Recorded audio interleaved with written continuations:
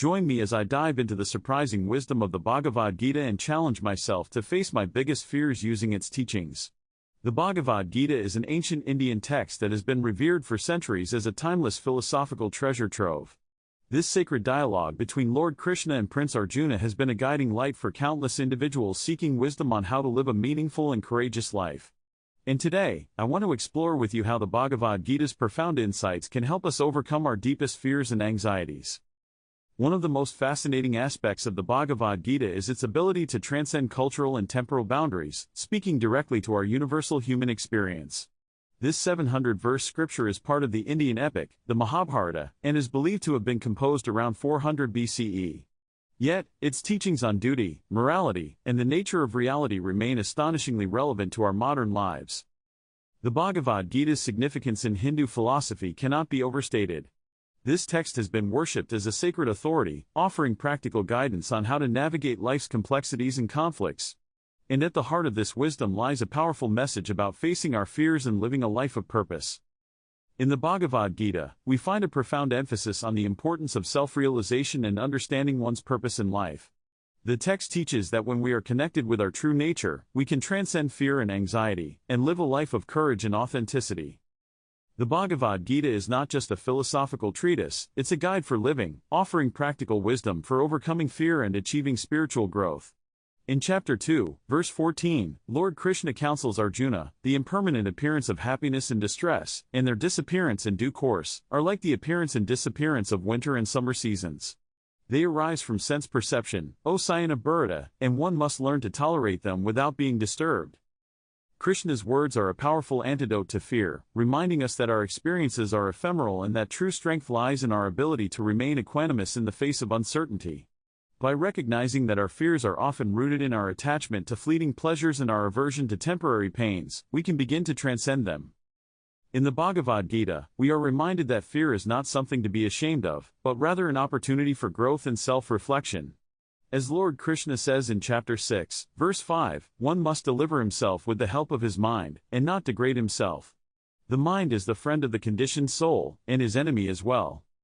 This profound teaching challenges us to examine our own relationship with fear, recognizing that our minds have the power to both create and overcome fear. By cultivating self-awareness and understanding our motivations, we can learn to confront our deepest anxieties and emerge stronger on the other side. One of the most powerful verses in the Bhagavad Gita is Chapter 12, verse 13-14, where Lord Krishna says, "One who is not envious, but who is a kind friend to all living entities, who does not think himself to be the doer, and who is equipoised in both praise and blame, is qualified to attain pure devotional service unto me." This teaching speaks directly to our tendency to let fear control our actions, reminding us that true strength lies in our ability to remain detached from external validation and criticism. By cultivating a sense of inner peace and self-awareness, we can overcome fear and live a life of purpose and direction. The Bhagavad Gita's teachings on fear are not just theoretical concepts, they have been lived and breathed by countless individuals throughout history. In modern times, we can find inspiring examples of people who have overcome fear using these teachings, from entrepreneurs who have built successful businesses to activists who have fought for social justice.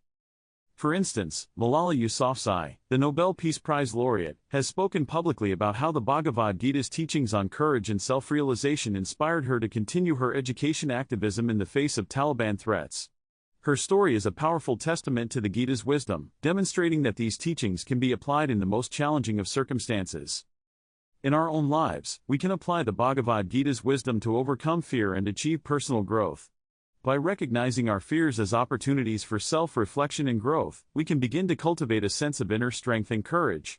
We can start by examining our motivations and understanding the root causes of our fears, rather than trying to suppress or avoid them. The Bhagavad Gita's teachings on fear offer us a powerful framework for living a courageous and meaningful life. By embracing these teachings, we can begin to overcome our deepest anxieties and emerge stronger, wiser, and more compassionate individuals.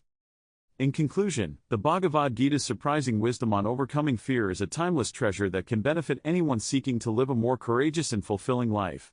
By applying these teachings in our daily lives, we can transcend fear and anxiety, and unlock our full potential. As we reflect on our own fears and anxieties, I encourage you to consider how you can apply the Bhagavad Gita's wisdom in your life.